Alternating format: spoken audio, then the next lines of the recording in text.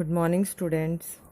हम कर रहे हैं थर्ड चैप्टर कंज्यूमर बिहेवियर और इसमें हमारा टॉपिक 3 है उपभोक्ता की प्राथमिकता यानी प्रेफरेंसेस ऑफ कंज्यूमर की प्राथमिकताएं क्या रहती है। यहाँ पर देखिए एक तालिका बनाई है और उस तालिका में डिफरेंट कॉम्बिनेशंस दिए गए हैं। सेब और संतरे हम ये मानकर चल रहे हैं दो ही वस्तुओं का उपभोग कर रहा है एक उपभोक्ता। सेब 1 2 3 4 कॉम्बिनेशन ABCD और उसके साथ कॉम्बिनेशन में क्या बना, एक सेब के साथ 10 संतरों का कंजम्पशन, 2 सेब के साथ 7 संतरों का कंजम्पशन, 3 सेब के साथ 5 संतरों का कंजम्पशन और 4 सेब के साथ 4 संतरों का कंजम्पशन। ये तालिका आपको ये बताएगी कि उपभोक्ता इन सभी संयोगों पर तटस्थ है, यानी कि संयोग A से मिलने वाली संतुष्टि संयोग B के बराबर है, B से मिलने वाली संतुष्टि C के बराबर है और C से मिलने वाली संतुष्टि D के बराबर है और D से मिलने वाली संतुष्टि A के बराबर है। यानी उपभोक्ता किसी भी कॉम्बिनेशन को चूज करता है उसे समान संतुष्टि मिलती है। हम ये कल वाले लेक्चर में कर चुके हैं कि अल्टीमेटली एक उपभोक्ता को क्या चाहिए, संतुष्टि चाहिए, संतुलन चाहिए अपनी आय और वस्तु की कीमत के हिसाब से। हमने यहाँ पर फिलहाल ना तो आय का जिक्र किया है ना हमने वस्तुओं की कीमत का जिक्र किया है। हम सिर्फ ये समझेंगे कि उपभोक्ता की प्रेफरेंस क्या रहती है। तो हम ये मानकर चल रहे हैं कि उपभोक्ता इन सभी संयोगों पर तटस्थ है। ठीक है, हम बाद में बात करेंगे कि संतुलन कहाँ पर होगा। हम ये मान रहे हैं कि इन सभी कॉम्बिनेशन में उनसे समान रूप से संतुष्टि मिलती है। साथ ही साथ इसमें आप एक टॉपिक और देखेंगे, घटती हुई सीमांत प्रतिस्थापन दर का नियम। मैंने आपको कल वाले लेक्चर में भी बताया था, हम दो वस्तुएं जो यहाँ पर लेते हैं वो वस्तुएं होती है जो एक दूसरे की प्रतिस्थापन हो। प्रतिस्थापन वस्तुएं कौन सी होती है, एक वस्तु के स्थान पर दूसरी वस्तु का प्रयोग किया जा सके। अब मैं यहाँ सेब के साथ कपड़ों का या सेब के साथ चाय पत्ती का कॉम्बिनेशन नहीं बना सकती थी। कॉम्बिनेशन तभी बनाएंगे जब एक दूसरे के प्रतिस्थापन, यानी ये दोनों फल हैं तो फल, एक फल के स्थान पर दूसरे फल का सेवन किया जा सकता है। तो आप यहाँ देखिए प्रतिस्थापन की दर कैसी है। सीमांत का मतलब एक अतिरिक्त इकाई प्राप्त होने पर, और प्रतिस्थापन की दर है घटती हुई। घटती हुई कैसे, देखिए वापस से मैंने 4 कॉम्बिनेशंस लिखे हैं। एक सेब के साथ 10 संतरों का हमने कॉम्बिनेशन बनाया था जो हमें संतुष्टि प्रदान कर रहा है। जब मुझे सेब की एक अतिरिक्त इकाई चाहिए, सेब की एक अतिरिक्त इकाई के लिए मैंने संतरों का त्याग किया, करना पड़ा ना। कॉम्बिनेशन तभी बनेगा क्योंकि हम पहले ही कर चुके हैं कि बजट हमारा लिमिटेड है और बजट से हम बाहर नहीं जा सकते हैं। तो आप देख सकते हैं कितने संतरों का त्याग हुआ, 3 संतरों का। तो एक सेब की अतिरिक्त इकाई के लिए 3 संतरों का त्याग, रेशो बना 3:1। फिर एक और अतिरिक्त इकाई के लिए हमने त्याग किए 2 संतरे, 2:1, और एक और अतिरिक्त इकाई के लिए 4 संतरे, एक और संतरा त्याग किया, रेशो बना 1:1। आप यहाँ देख रहे हैं निरंतर जो सीमांत प्रतिस्थापन की दर है वो घटती जा रही है। पहले एक अतिरिक्त इकाई के लिए हम ज़्यादा संतरे त्याग करने को रेडी थे, फिर प्रतिस्थापन की दर, जो त्याग करने की दर है वो पहले से कम हो गई, फिर से पहले से कम हो गई। तो इन बातों को समझना है आपको, क्यों कम होती है ये मैं आपको बाद में बताऊंगी। लेकिन अभी इसके बाद हम समझेंगे तटस्थता वक्र क्या होता है। तटस्थता वक्र की विशेषताएं हम देख लें, फिर मैं आपको बताती हूँ कि MRS घटती क्यों है। तो बच्चों देखिए आपके सामने चौथा टॉपिक तटस्थता वक्र। मैंने सेम टेबल ली है, संयोग दर्शाए हैं ABCD और 1 2 3 4 ऑरेंजेस के साथ क्या क्या कॉम्बिनेशन बनता है संतरों का, उसे हमने दर्शाना है डायग्राम में। अब डायग्रामेटिकली प्रेजेंटेशन देख लेते हैं। तो आप देखिए इस तरह की कुछ शेप आएगी। हमने नीचे लिए एक्स एक्सिस पर, एक्स एक्सिस ज़रूर लिखेंगे और वहाँ पर वाई एक्सिस ज़रूर लिखेंगे। तो एक्स एक्सिस पर हमने लिया एप्पल्स और वाई एक्सिस पर हमने लिए हैं ऑरेंजेस।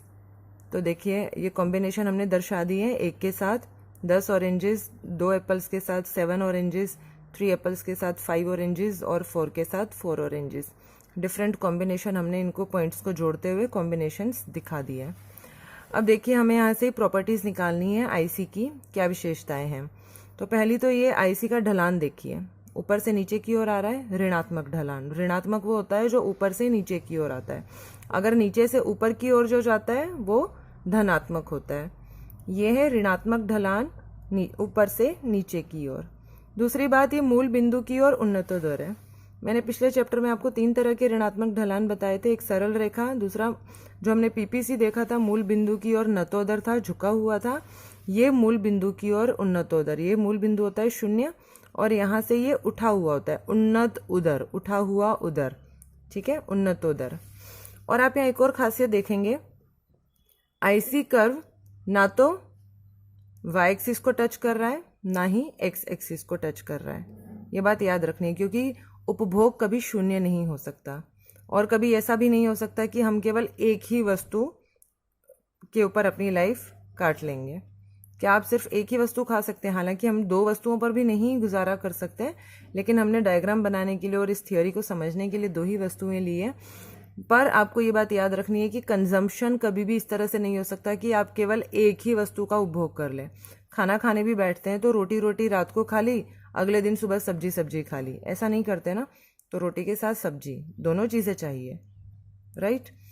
तीसरा है, ऊंची आईसी संतुष्टि के ऊंचे स्तर को दर्शाती है। तो आप ये देखिए, ये IC1, IC2, जितना ज़्यादा IC ऊपर जाएगा संतुष्टि का स्तर बढ़ता चला जाएगा।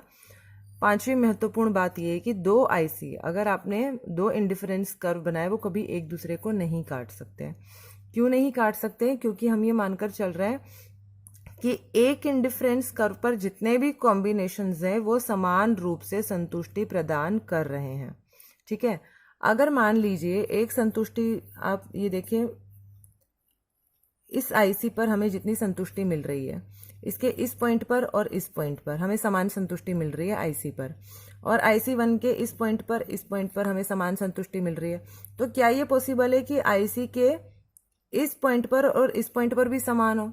क्योंकि ये तो काटता हुआ जा रहा है, अगर इस पर समान है तो इसकी और इसकी भी समान होनी चाहिए, जबकि ये पॉसिबल नहीं है, तो बड़ी गड़बड़ सी हो जाएगी। आप खुद जब इसको समझने की कोशिश करेंगे तो आप देखेंगे कि बहुत गड़बड़ा जाएगी ये सारी चीज़।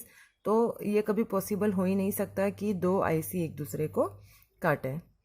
अब प्रश्न ये आता है कि क्या ये संतुष्टि के सभी स्तरों पर उपभोक्ता संतुलन में है? संतुलन की बात आती है तो हमें देखना होता है कि उपभोक्ता की आय और वस्तुओं की कीमतों को ध्यान में रखते हुए उसके लिए सबसे बेस्ट कॉम्बिनेशन कौन सा है, और इसके लिए हमें ज़रूरत पड़ेगी बजट लाइन की। तो आइए हम देखते हैं उपभोक्ता संतुलन। तो देखते हैं उपभोक्ता संतुलन में कब होता है। हम पहले भी परिभाषा कर चुके हैं। उपभोक्ता संतुलन में तब होता है जब वह अपने निर्धारित आय को विभिन्न वस्तुओं पर इस प्रकार खर्च करता है कि उसका कुल तुष्टि स्तर अधिकतम हो। हम जब मार्केट जाते हैं, कोई भी वस्तु परचेज करते हैं, तो हमारा सिर्फ एक ही पर्पस होता है कि जितना हमारा बजट है उसके अकॉर्डिंग हमें ऐसी चीज़ मिल जाए, उस कीमत पर मिल जाए कि हमें उसकी जो इष्टतम जिसे कहते हैं वो बिंदु तक हम पहुंच जाए, उसकी संतुष्टि की चरम सीमा तक पहुंच जाए। तो हमने देखिए स्टार्टिंग में जब बजट लाइन समझी थी, हमने एप्पल्स और बजट ऑरेंजेस का एक बजट लाइन बनाया था। इनकम थी 60 रुपये और ऑरेंज की कीमत थी 1 रुपये, एप्पल की कीमत थी 2 रुपये प्रति इकाई, और उस पर हमारी ये बजट लाइन बनी थी। और साथ ही हमने देखा कि इंडिफरेंस कर्व पर विभिन्न संयोग होते हैं।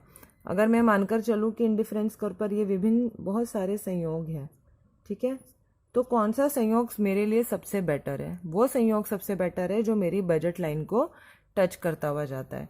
ये देखिए, ये बजट लाइन को टच नहीं कर रहा है ये पॉइंट, इसको नाम दे देते हैं सी का, इसको नाम दे देते हैं ए का। ए पॉइंट बजट लाइन को टच नहीं कर रहा, सी पॉइंट बजट लाइन को टच नहीं कर रहा, टच कौन सा कर रहा है? ई पॉइंट। तो ई पॉइंट ही मेरे संतुलन का पॉइंट है। तो ई को कहेंगे इष्टतम उपभोग बिंदु। क्यों इष्टतम है? क्योंकि जो मेरा बजट है, बजट के अकॉर्डिंग मुझे दोनों फलों की इस प्रकार से प्राप्ति हो रही है कि मुझे संतुष्टि मिल रही है, और मैं इस पर तटस्थ हूँ। तटस्थता वक्र के देखिए, हमने देखा था कि संयोग ये भी उतनी ही संतुष्टि दे रहा है, ये संयोग भी उतनी ही संतुष्टि दे रहा है, ये संयोग भी, लेकिन खरीदने लायक संयोग कौन सा है जिससे कंज्यूमर को सबसे ज़्यादा संतुष्टि मिलेगी? वो है बजट और दी हुई कीमतों के अनुसार पॉइंट ई। तो उपभोक्ता संतुलन बहुत महत्वपूर्ण प्रश्न आ जाता है। तो जब भी आप उपभोक्ता संतुलन आपसे पूछा जाए आपको बजट लाइन एक्सप्लेन करनी है, आपको इंडिफरेंस कर्व के विभिन्न संयोग भी एक्सप्लेन करना है, और तब आपको ये संतुलन समझाना है। तो ये पूरा एक लेंथी क्वेश्चन आता है, तो इसको बहुत समझदारी से करेंगे आप। आपका ये चैप्टर ख़त्म होता है। इससे जुड़ी हुई कोई भी समस्या है, कोई पॉइंट नहीं समझ आया है, तो आप कमेंट्स में डाल सकते हैं। Thank you.